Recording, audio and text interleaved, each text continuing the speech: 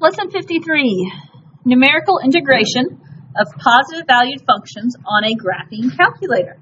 Even says graphing calculator in the title, so, enjoy. First of all, recall the following. Find the derivative of f of x equals 5x minus 1 cubed when x equals 1 on a graphing calculator. Do you know what they're saying to do?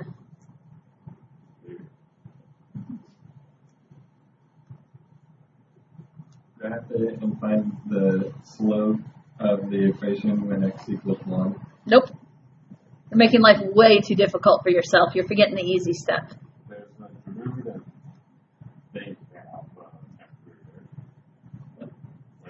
I don't know. I use the math menu, but sure.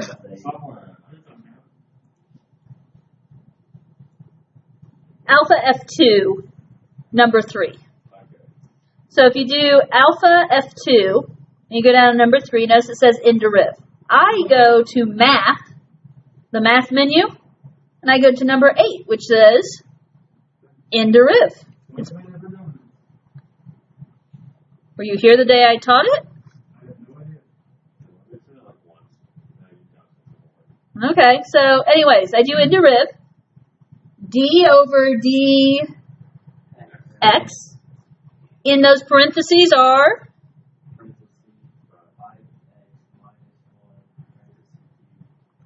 your function, so 5x minus 1 raised to the third. You did have to include more parentheses. And then it's x equals what? Yes, in other words, I can only use this inderiv when I have a value to substitute in. And we get an answer of 240 some? Okay, so sounds like we definitely needed that reminder, as lots of us have forgotten it. So I'm going to write it in the notes as math menu number 8. And basically I did f prime of 1. And I found that to be 240.000125. Okay. Now,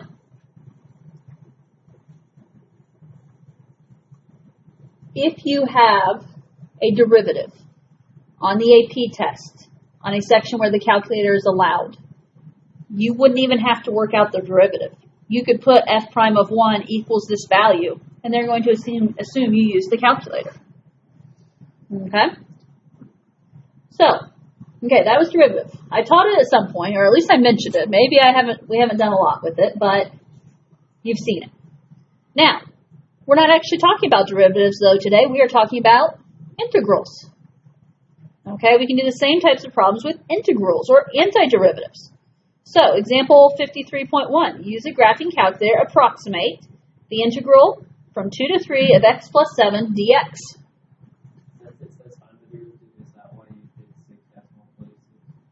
I just wrote down the whole answer. Honestly, if it was AP test, yeah, you would go to 3 and it would just be 240.000.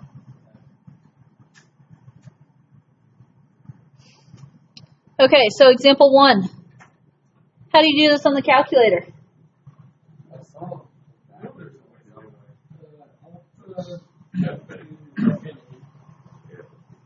Okay. So, or could you just go back to math menu? I did math menu number 8 earlier for inderiv. Math menu number 9 is FNINT. That's what you're looking for. Function integration. Now, notice we all have the fancy calculators, right? And so it automatically brings up the integral. You'll notice it says type in x plus 7, comma x, comma 2, comma 3. That's if you have an older calculator like a TI-83 that you have to do that. So what am I doing here? 2 to 3,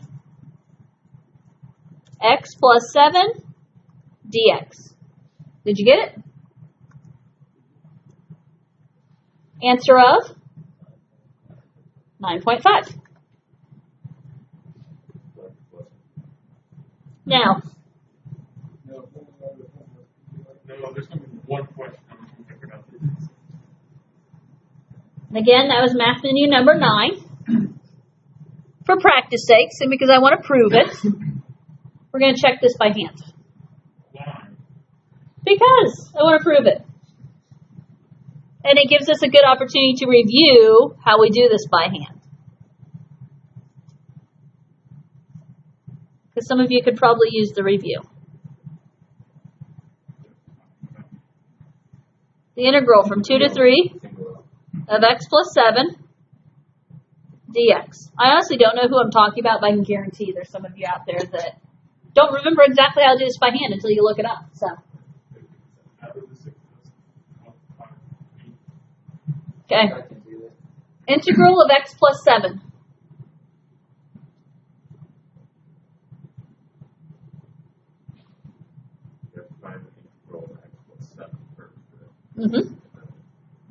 Yep, we should find the integral of x plus 7 first.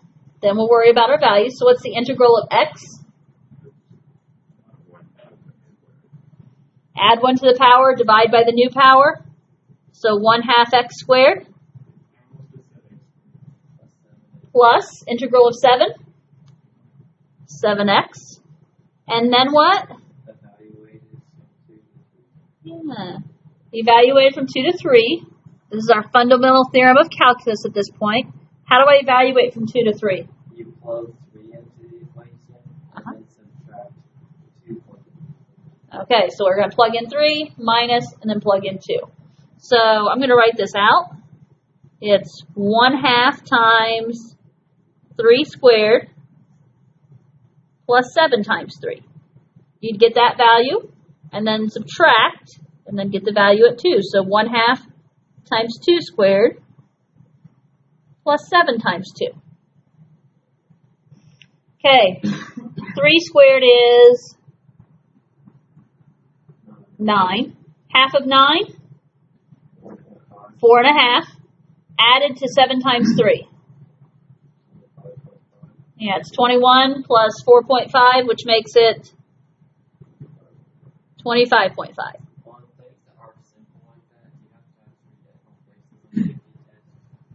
No, if there's not more than 3 decimal places to put, you don't need 3 decimal places. Okay? So like, since this answer is 9.5, you just put 9.5. Okay, half of 2 squared.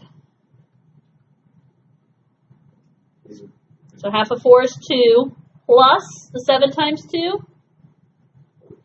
So 2 plus 14 is 16. And what's 25.5 minus 16? 9.5. Surprise, surprise, right? And here's the deal, guys.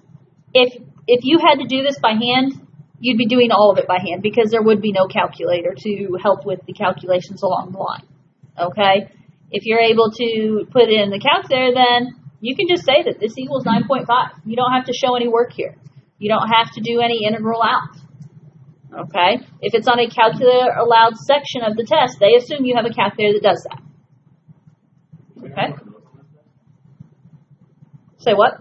Will we have one of these kind of problems on the test this Possibly. I don't know. I don't. Yeah, I'll do the multiple choice one. I don't remember. Okay. Last example of the day.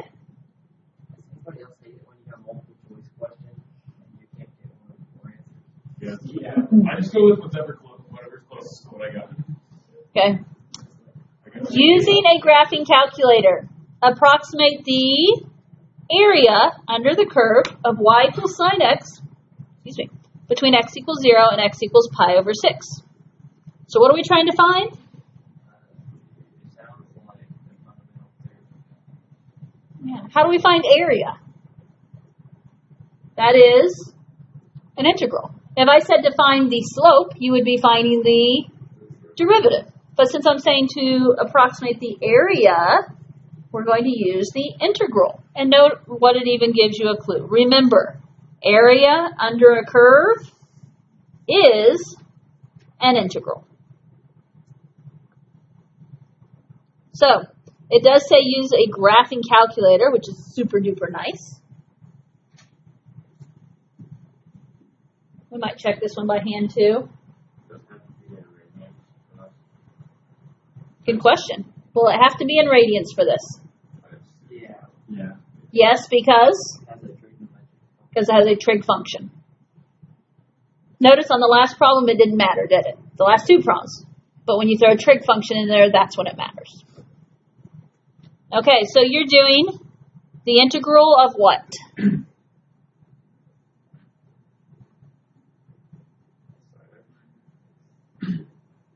Sine x, and officially it's sine x dx, evaluated from 0 to pi over 6. It did say to approximate, which is why I know the calculator's okay. So I'm going to go math menu number 9.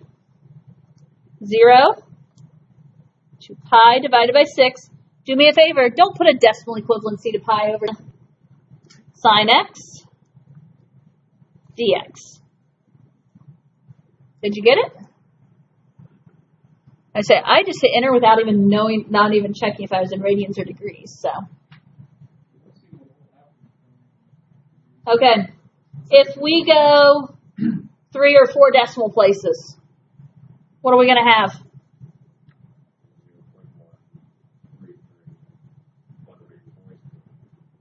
Okay, yeah, 4 decimal places is 0.1340. 3 decimal places is 0.134. Okay, so same both places. This is our approximation, right? Now, because we can, and we have the time, let's practice it by hand. Hey, I could tell by your guys' comments and stuff, that practicing that first one by hand, I think was a good thing. I think there's a lot of forgotten stuff there. Integral of sine x. Negative cosine x. Evaluated from 0 to pi over 6. So I'm going to do the negative of cosine of pi over 6 minus the negative of cosine 0.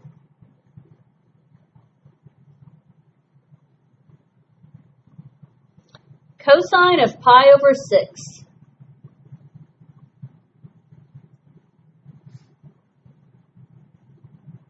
Do you need your chart? Nope. Yep. Okay, so the chart has pi over 6, pi over 4, pi over 3, right? Because smaller denominators mean larger numbers. And then according to that chart, the chart we set up in pre-cal was sine x, then cosine x, right? And here's what I do. I just know that first box is 1/2. So if sine of pi over 6 is 1/2, then cosine of pi over 3 is 1/2, right? What's the number next to the 1/2s?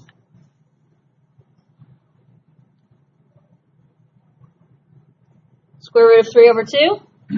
While we're here, what go in the square root of 4 rows? Square root of 2 over 2. Can you still go back to your 30, 60, 90, and 45, 45, 90 triangles? You should. Okay. So cosine of pi over 6, what's square root of 3 over 2? Is this going to be negative square root of 3 over 2. Minus a negative is plus positive. Cosine of 0. And again,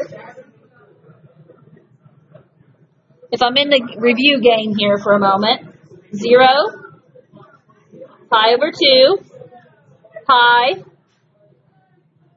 3 pi over 2, yes? And so if we're talking 0, we need a point right there, don't we? What do you know about an ordered pair? It's cosine every time. And if you think about a point right here, that means you went 1 right, 0 up or down. Which means cosine at 0 degrees is 1. If my last answer was my approximate answer, this was my what? Exact. How do I check them against each other? Yeah, plug them in, right? Try negative square root of 3 divided by 2 and then plus 1. Notice my calculator gives me identical decimals.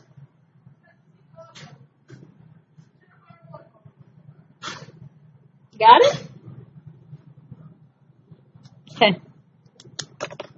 Maybe now that we've gone over it again, you'll remember those calculator tips a little bit better. Again, if it says exact, though, stay away from the calculator.